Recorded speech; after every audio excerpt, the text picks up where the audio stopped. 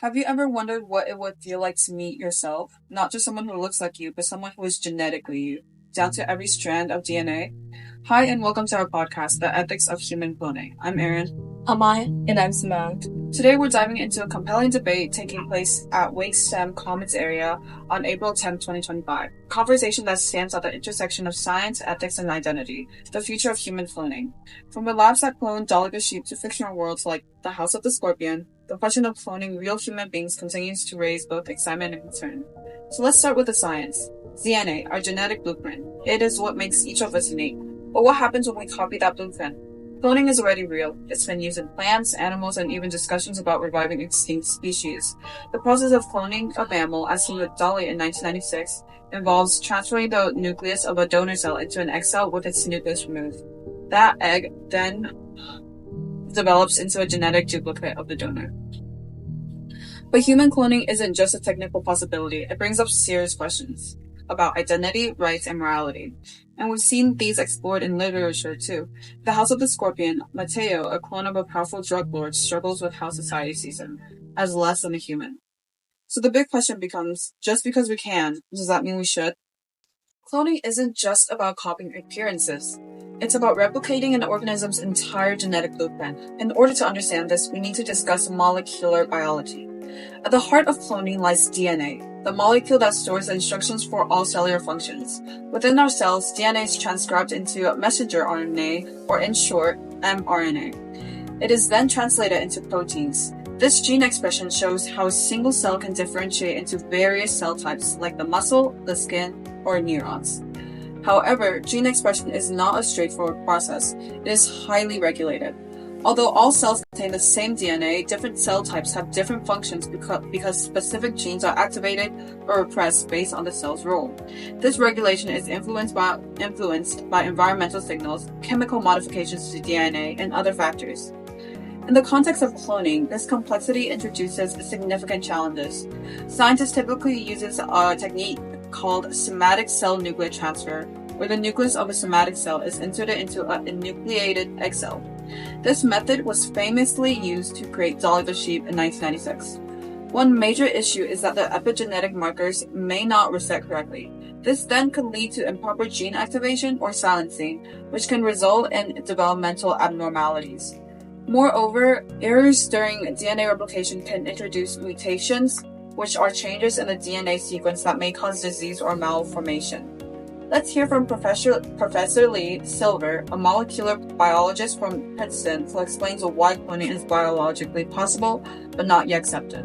Dolly was the first cloned animal. There have been thousands of cloned animals, and it is a fact that cloning doesn't work very well in animals. About 30 to 40%, this is the fact, of the animals have serious health problems. This is clearly not a technology that should be used on human beings at the present time.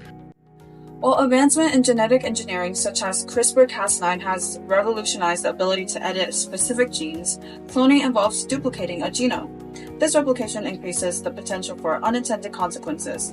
Despite these challenges, however, the potential applications of cloning are vast.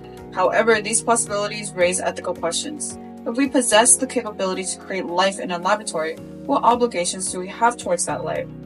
Now let's talk about the ethical concerns found in the research from Tuskegee University, the National Library of Medicine, the United Nations Educational, Scientific, and Cultural Organization, also known as UNESCO, and from other sources. Okay, let's stop and ask ourselves something deeper. If you were born as a clone, would you feel like an original person or just a copy? That's the heart of what so many people fear about human cloning. It reduces human life to a process, to a formula, to something manufactured. Ethically, that raises serious concerns. One of the biggest questions is identity. Every person wants to feel unique. But if you were cloned from someone else and looked exactly like them, would people expect you to act like them? Think like them? Would you even be allowed to grow into your own person?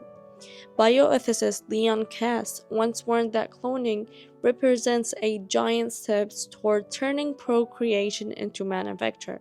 And when you manufacture something, the thing you create usually serves someone else's purpose, not its own. We see this in the House of Scorpion, where Matt, who's a clone of a powerful drug lord, is treated like a tool. He's denied rights, locked in isolation, and even called an animal. There's a powerful moment where Matt asks, "Am I not a human being?" And no one around him seems to have an answer. Cloning forces us to have and face dangerous possibilities that society might not value clones as real people. And it's not just fiction. Imagine a world where clones are created for organ harvesting, or as replacements for dead children, or as workers with no legal rights. It's not far-fetched, especially when there's already a history exploiting marginalized groups in the name of scientific progress. Consider the Tuskegee syphilis study, where African Americans men were misled and denied treatment so researchers could observe the disease, or Henrietta Lacks, whose cells were taken without her consent and used in countless experiments. These examples remind us that science doesn't exist in a vacuum. Without ethical oversight, people get hurt. And what about autonomy? If someone creates you and sees you as their project, do you have true freedom? Or are you expected to fulfill someone else's expectations? These are the kinds of ethical questions that philosophers like Martha and Judith asking us to think not just about whether we can do something, but whether we should. There's also a spiritual side to this debate. Many religious traditions believe that life begins with a soul, something sacred and unrepeatable. Cloning challenges that belief by trying to create a life in a lab. The Vatican, for example, has called human cloning a serious offense against the dignity of human person. And even if we could guarantee clones have full legal rights, would society ever truly accept them? Or would they always carry a stigma like Matt did? So then the question becomes, do the possible benefits of cloning outweigh the risk of creating people who may never be fully accepted? Exactly. Because of the cost of cloning that even one person treated as less than human, is that a cost we're willing to live with? Alright, but let's imagine something for a moment. Your best friend is on a transplant list, waiting for a new heart. The clock is ticking, every second that passes, the chances get slimmer. But what if, instead of hoping for a match, doctors could grow your friend a brand new heart using their own DNA? No rejection, no wait list, just life. That's not sci-fi, that's therapeutic cloning, and scientists are working on it right now. Here's how it works. Every cell in your body has DNA, your personal instruction book.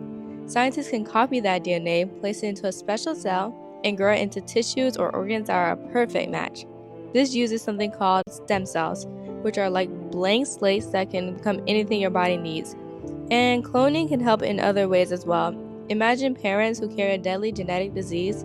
Cloning could give them a chance to have a healthy, genetically related child free from illness. We're not talking about designing babies to be tall or have green eyes. We're talking about preventing suffering. And the science is catching up. In 2022, researchers in Japan successfully cloned mice from dried skin cells, proving that cloning could work in more flexible ways than we thought.